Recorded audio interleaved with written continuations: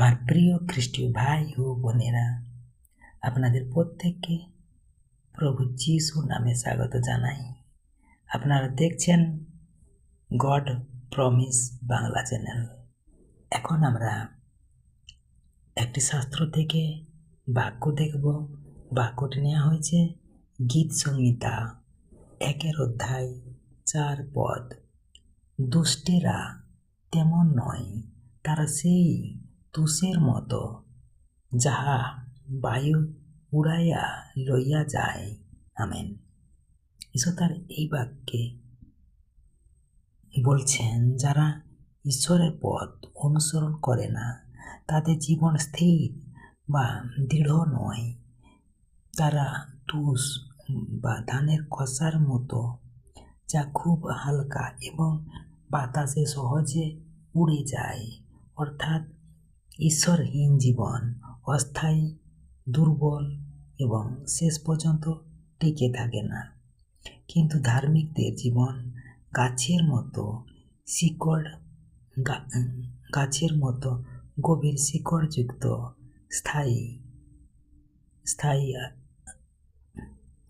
ঈশ্বর তার আপন বাক্যে প্রত্যেক আশীর্বাদ করুন। আমেন। জয় ঈশ্বর।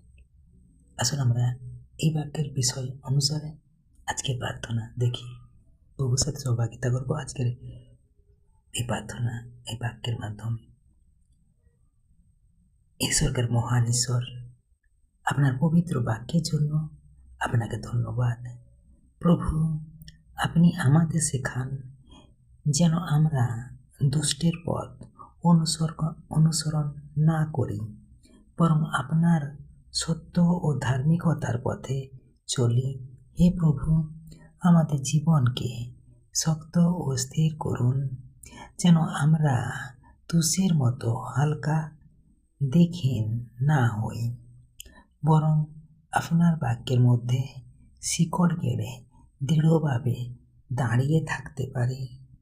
আমাদের হৃদয়কে শুদ্ধ করুন, আমাদের চিন্তা ও কাজকে আপনার ইচ্ছার সঙ্গে মিলিয়ে দিন। প্রতিদিন আমাদের পথ দেখান, যেন আমরা আপনার কাছে গ্রহণযোগ্য জীবনযাপন করতে পারি।